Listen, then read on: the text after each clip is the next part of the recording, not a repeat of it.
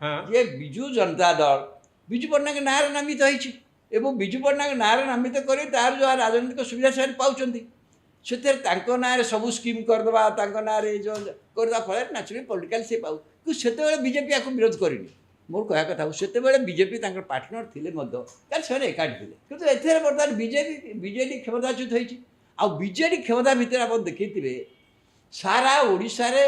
ମୁଁ ଭାବୁଛି ଅନ୍ୟ କୌଣସି ନେତାଙ୍କର ଏତିକି ପ୍ରତିମୂର୍ତ୍ତି ଓଡ଼ିଶାରେ ନାହିଁ ଯାହା ବିଜୁ ପଟ୍ଟନାୟକଙ୍କର ଅଛି। ହଁ କାଲି ମଧ୍ୟ ଦେଖିଥିବେ ରାଜସ୍ୱ ମନ୍ତ୍ରୀ କହିଲେ ଯେ ଆମେ ବିଜୁ ପଟ୍ଟନାୟକକୁ ଅସମ୍ମାନ କରିବାର ପ୍ରଶ୍ନ ଉଠୁନି ପଞ୍ଚାୟତ ରାଜ ଦିବସଟାକୁ ଆମେ ଜାତୀୟ ପଞ୍ଚାୟତ ଦିବସ ସାଙ୍ଗରେ ଆମେ ଯିବୁ ଓଡ଼ିଶା ଜାତୀୟ ମୁଖ୍ୟ ସ୍ରୋତରେ ସାମିଲ ହେବ ଏଠି ଓଡ଼ିଶାରେ ସ୍ୱତନ୍ତ୍ର ଭାବରେ ପଞ୍ଚାୟତ ରାଜ ଦିବସ କରିବାର କୌଣସି କାରଣ ନାହିଁ କିନ୍ତୁ ବିଜୁ ପଟ୍ଟନାୟକଙ୍କ ଜୟନ୍ତୀ ଆମେ ଧୁମଧାମରେ ରାଜ୍ୟ ସରକାର ପାଳନ କରିବେ। दिन तमाम बिजू बाबू संपर्क में आलोचना होची ब्रेकिंग न्यूज आसूची नेता माने कमेंट करुछंती आउ सबुठारु गुरुत्वपूर्ण कथा होची जे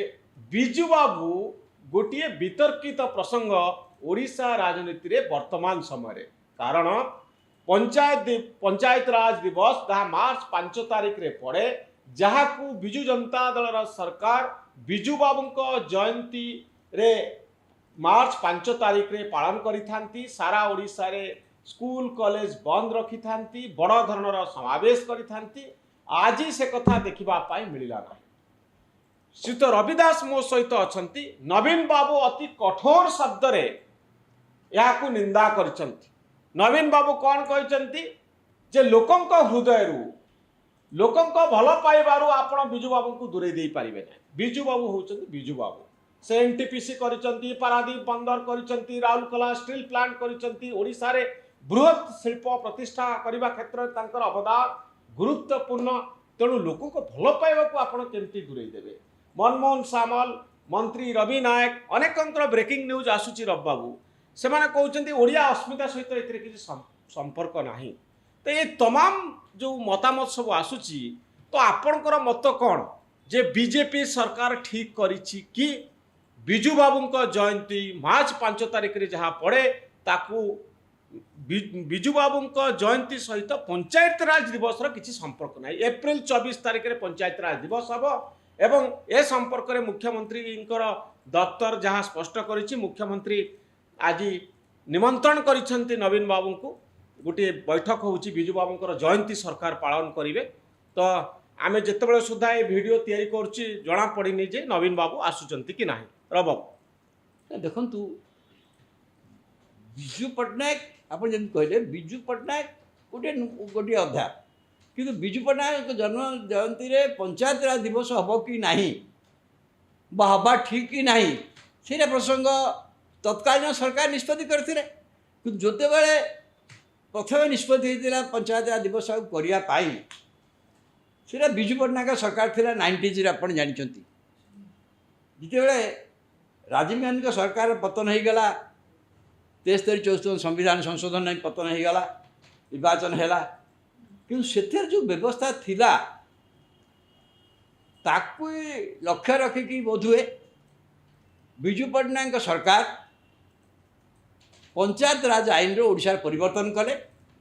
महिला मानकू 33% महिला मानकू रिजर्वेशन देले एवं अन्य जो व्यवस्था थिला ताकू कले से ये एवं खाली कलेनी से निर्वाचन से निर्वाचन पर गोटे पंचायत राज दिवस पालन करने जो व्यवस्था कले 2020 मसीह नहीं सी 90 दशक कथा मुझे बिजू बाबू जयंती सहित पंचायत राज दिवस ये कले परा तत्कालीन जो पंचायत राज मंत्री थे डॉक्टर दामोदर राउत सी तो बिजू पट्टनायक जो एकांत अनुगत लोक आप जानते सी कहले पंचायत राज दिवस बिजू बाबू जयंती मार्च 5 आम करवा ये 94 मसीह एवं जो करागला छुट्टी घोषणा केबे स्कूल कॉलेज कॉलेज जो पंचायत राज दिवस दिन होता छुट्टी दिवसटा मुझे ये सरकार बरू है कि पंचायत राज दिवस किंतु होता किंतु जाने पट्टनायक जो आसिले क्षमता को बिजू पट्टनायक क्षमता चलीगले तो जाने पट्टनायक यहाँ को ग्रहण कले ना पंचायत राज गोटे स्टेट सब्जेक्ट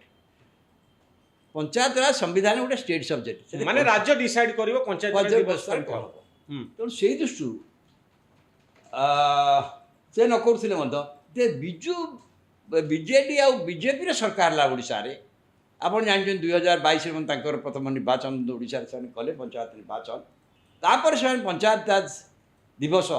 ପୁଣି ବିଜୁବାବୁଙ୍କ ଜୟନ୍ତୀରେ କରିବା ପାଇଁ କିଛି କଥାଟି ପୁଣି ଦାମୋଦର ସହିତ ବି କ୍ୟାବିନେଟ୍ରେ ଅଛନ୍ତି ଏବଂ ଏଇ ବୁଦ୍ଧିଟି ମଧ୍ୟ ତାଙ୍କର ଦେଇଥିବା ଏବଂ ଏମାନେ ପଞ୍ଚାୟତ ଦିବସ କଲେ ସେତେବେଳେ ବିଜେପି ମଧ୍ୟ ଏଥିରେ ସାମିଲ ଥିଲା ନଥିଲା ବି କହିପାରିବେନି ଏଇ ନିଷ୍ପତ୍ତି ନେବାରେ ଏଇଟା ଚାଲିଥିଲା ଏବଂ ଶେଷକୁ ଏଇ ଦିବସଟାକୁ ଛୁଟି ଦିବସ ହେଇଗଲା। ସରକାରୀ ଛୁଟି ଦିବସ ବିଜେଡ଼ିର ଏକୁଟିଆ ଶାସନ ଥିଲା ଛୁଟି ଦିବସ କଲେ। ତ ଏଇଟା ବିଜୁବାବୁଙ୍କ ଜୟନ୍ତୀ ପାଇଁ ଛୁଟି ଦିବସ ହେଇପାରିବନି କାରଣ ଓଡ଼ିଶାରେ ହରିକୃଷ୍ଣ ମଧ୍ୟ ଛୁଟି ଦିବସ ହେଉଛି କି? ଓଡ଼ିଶାରେ ଛୁଟି ଦିବସ ଏଇଟା ହେଲା କେବଳ ଏଇଟା ଗୋଟେ ପଞ୍ଚାୟତ ରାଜ ଦିବସର କହିକି ଏଇଟା ଗୋଟେ ଛୁଟି ଦିବସ କଲେ ତାର କୌଣସି କାରଣ ନାହିଁ। ତ ଆପଣ ଭାବୁଛନ୍ତି କି ଏମିତି ହବା କଥା ବ୍ରାଣ୍ଡିଂ କରିବା କଥା ଗୋଟେ ପାର୍ଟି ଗୋଟେ ସରକାର ବିଜୁ ବାବୁ ନାଇଁ ଏଇଟା ଡେଞ୍ଜରସ୍ ଏଇ ସକାଶେ ହେଲା ଯେ ବିଜୁ ଜନତା ଦଳ ବିଜୁ ପଟ୍ଟନାୟକ ନାଁରେ ନାମିତ ହେଇଛି ଏବଂ ବିଜୁ ପଟ୍ଟନାୟକ ନାଁରେ ନାମିତ କରି ତାର ଯାହା ରାଜନୈତିକ ସୁବିଧା ସେମାନେ ପାଉଛନ୍ତି ସେଥିରେ ତାଙ୍କ ନାଁରେ ସବୁ ସ୍କିମ୍ କରିଦେବା ତାଙ୍କ ନାଁରେ ଯେଉଁ କରିଦେବା ଫଳରେ ନ୍ୟାଚୁରାଲି ପଲିଟିକାଲ ସେ ପାଉ କିନ୍ତୁ ସେତେବେଳେ ବିଜେପି ୟାକୁ ବିରୋଧ କରିନି। ମୋର କହିବା କଥା ସେତେବେଳେ ବିଜେପି ତାଙ୍କର ପାର୍ଟନର ଥିଲେ ମଧ୍ୟ କାରଣ ସେମାନେ ଏକାଠି ଥିଲେ କିନ୍ତୁ ଏଥିରେ ବର୍ତ୍ତମାନ ବିଜେଡ଼ି କ୍ଷମତାଚ୍ୟୁତ ହେଇଛି ଆଉ ବିଜେଡ଼ି କ୍ଷମତା ଭିତରେ ଆପଣ ଦେଖିଥିବେ ସାରା ଓଡ଼ିଶାରେ ମୁଁ ଭାବୁଛି ଅନ୍ୟ କୌଣସି ନେତାଙ୍କର ଏତିକି ପ୍ରତିମୂର୍ତ୍ତି ଓଡ଼ିଶାରେ ନାହିଁ ଯାହା ବିଜୁ ପଟ୍ଟନାୟକଙ୍କର ଅଛି। ଆଚ୍ଛା ମାହାଙ୍ଗାରେ ଆସିଛି ବିଜୁ ବାବୁଙ୍କର ମୁଣ୍ଡ ପ୍ରତିମୂର୍ତ୍ତିର ମୁଣ୍ଡ ଅଲଗା କରି ଦିଆହେଇଛି ଯେଉଁମାନେ କରିଛନ୍ତି ସେଇଟା ନିନ୍ଦନୀୟ ଏବଂ କାଲି ଦେଖନ୍ତୁ ମୁଁ ବିଶ୍ୱଭୂଷଣଙ୍କ ଷ୍ଟେଟମେଣ୍ଟକୁ ଏଥିରେ ବହୁତ ପ୍ରଶଂସା କରୁଛି। ବିଶ୍ୱଭୂଷଣ ଅତ୍ୟନ୍ତ କଡ଼ା ଭାଷାରେ ଆକୁ ନିନ୍ଦା କରିଛନ୍ତି କାହିଁକିନା ବିଜୁ ପଟ୍ଟନାୟକ ଆପଣ ଯାହା ହେଲେ ମଧ୍ୟ ବି ଯଦି ଆପଣ ଯେ ଯେଉଁ ପଲିଟିକାଲ ହସ୍ଟିଲିଟି ଚାଲିଛି ବିରୋଧାଭାସ ଚାଲିଛି ହୋ ହଲ୍ଲା ଚାଲିଛି ସେତିକି ବେଳେ କେହି ଜଣେ ଦୁର୍ବୃତ୍ତ ଯାଇକରି ପ୍ରତିମୂର୍ତ୍ତିରୁ ମୁଣ୍ଡ କାଟି ଦେଉଛି ତେଣୁ ରାଜନୀତି ମୁଁ ଆଜି ଯାହା ଖବର ପାଇଲି ଲାଟେଷ୍ଟ ସେ ପ୍ରତିମୂର୍ତ୍ତିର ସାଙ୍ଗେ ସାଙ୍ଗେ ପୁଣି ତାକୁ ସେ ଜାଗାରେ ଯୋଡ଼ିକି ତାକୁ ବ୍ୟବସ୍ଥା ସରକାରଙ୍କ ତରଫରୁ କରିଦିଆଗଲା। କିନ୍ତୁ ରାଜନୈତିକ ବିରୋଧାଭାସ ଆଉ ରାଜନୈତିକ ଯେଉଁ ବିରୋଧାଭାସ ରହିଛି ତାରି ଭିତରୁ ଏ ଘଟଣା ସବୁ ଘଟୁଛି। ନାଇଁ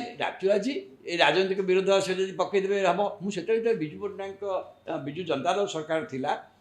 ପ୍ରତ୍ୟେକ ସ୍କିମ୍ଟା ବିଜୁବାବୁଙ୍କ ନାଁରେ ନାମିତ କରିବାଟା ଗୋଟେ ଭଲ ପନ୍ଥା ନୁହେଁ ବୋଲି ମୁଁ କହିଲି ଯେହେତୁ ପାର୍ଟିଟା ତାଙ୍କ ନାଁ ପାର୍ଟିଟା ତାଙ୍କ ନାଁରେ ନଥାନ୍ତା କିଛି କହିବାର ନଥାଏ ଦଳଟା ତାଙ୍କ ନାଁରେ ଯେହେତୁ ଅଛି ଏଇଟା ଗୋଟେ ଠିକ୍ ଦେଖାହେଉନି। ଯାହା ହଉ ଏମାନେ ସରକାରକୁ ଆସିଲା ପରେ ସେ ସ୍କିମ୍ ବହୁତ କିଛି ହଟେଇ ଦେଇଛନ୍ତି